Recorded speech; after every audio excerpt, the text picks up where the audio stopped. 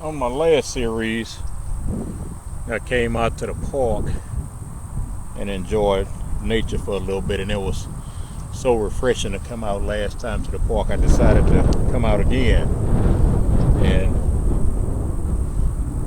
for me it feels good out here because it's very windy, but I don't like doing a whole lot of talking with wind in the background, so bear with me because it's another beautiful day outside.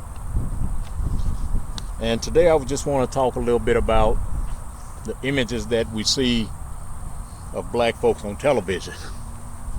And we're going to just have a focus on television, and in the second segment we're going to talk about some more movies and some other television shows that and the way they portray blacks. You know, that was actually a period in history when blacks were excluded from appearing on television. Some blacks saw this as discrimination, whereas other blacks saw it as an opportunity. When we think of guys like Stephen Fetchit, he was actually considered a trendsetter. Now, others saw him as a traitor to the race. And ironically, the roles that many blacks are cast in now, even being cast by blacks, the roles are degrading. As time progressed, many blacks felt that the only roles they could get were the ones that were demeaning, and they actually accepted those roles just so they can get their foot in the door of Hollywood. They felt that at least they had an opportunity.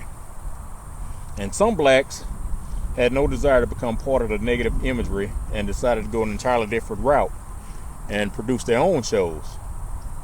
And when blacks did get roles that were not negative per se, they acted as housekeepers, butlers, chauffeurs, and nannies.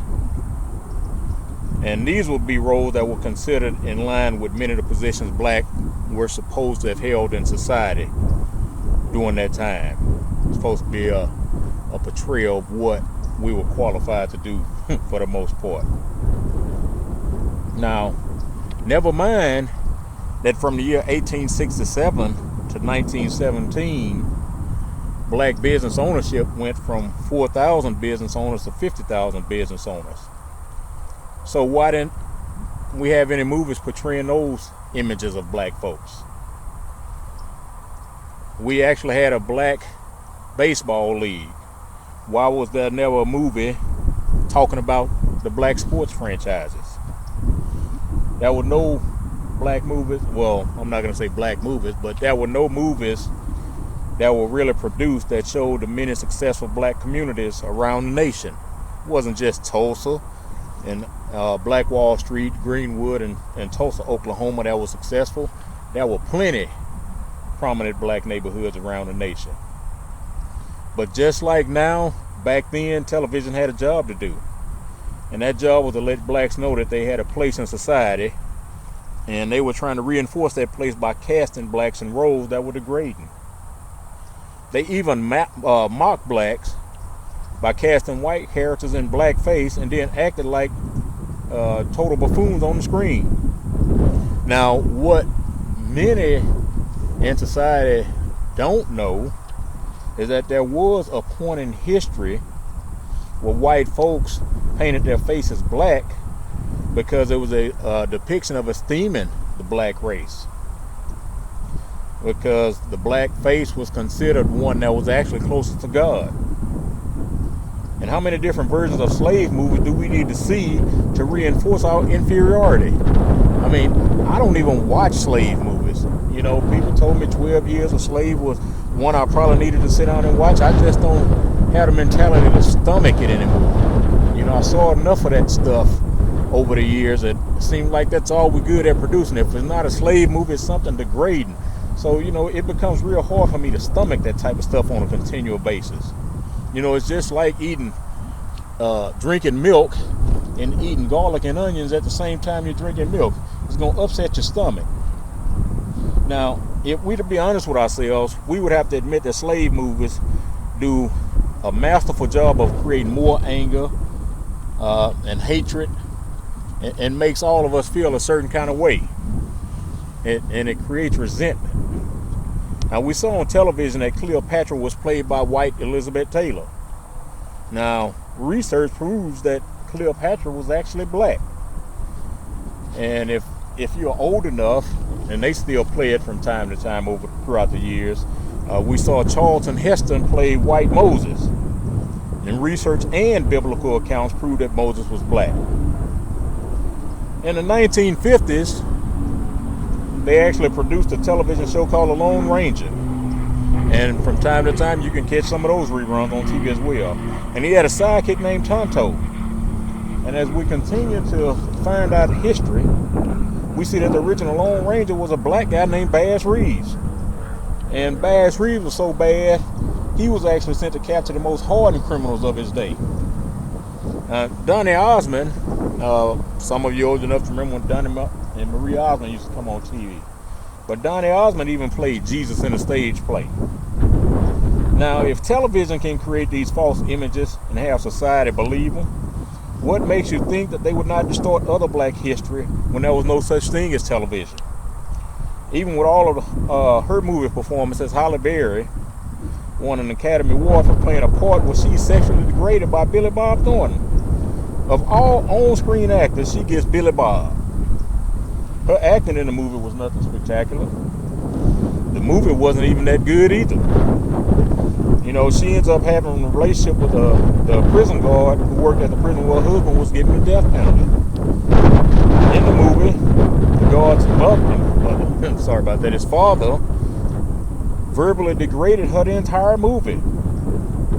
Of all the movies she starred in, she gets an award for playing that role.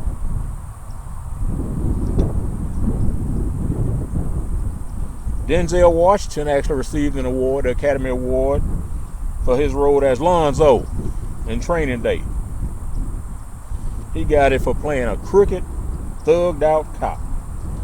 All of the great movie roles that Denzel Washington has been involved in, he's rewarded for playing a role that's the great. I mean, what about Coach Boone in Remember the Titans? What about his role in John Q? You know, what about getting a role for something like that?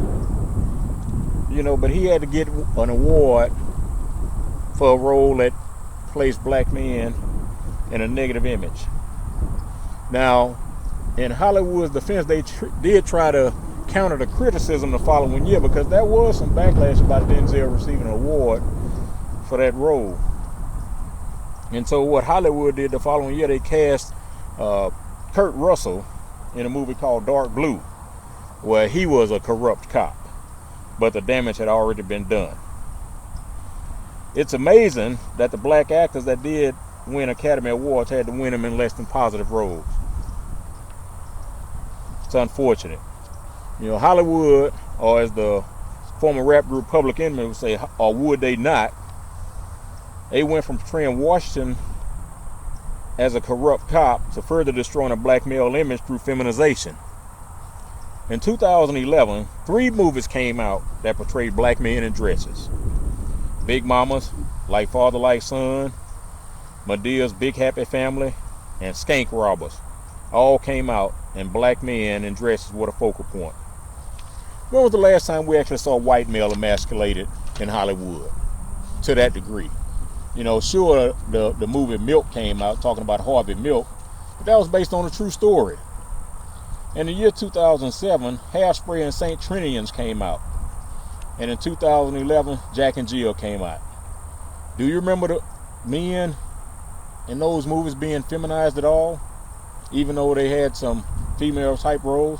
But I'm going to do you one better. Have you even heard of these movies? For white male actors, it's a position of comedy. And for the black male actors, it's actually a position of emasculation and destructive imagery. And you have to ask yourself, once again, who controls and shapes the image of black America? As far back as one can remember, all of the superheroes or heroines were white. Batman, Spider-Man, Superman, and the Incredible Hulk were all white. Well, technically, Incredible Hulk was Hispanic, but David Banner was white until his beastly side came out as Lou Ferrigno. And this guy actually had the best of both worlds in white minds. He was cast as a highly intelligent individual by profession and education, and he was the avenger of wrongdoing by chance. Sure, you know, we had the elegant Eartha Kitt cast as Catwoman in the Batman series, but she wasn't the star. She was in a supporting role.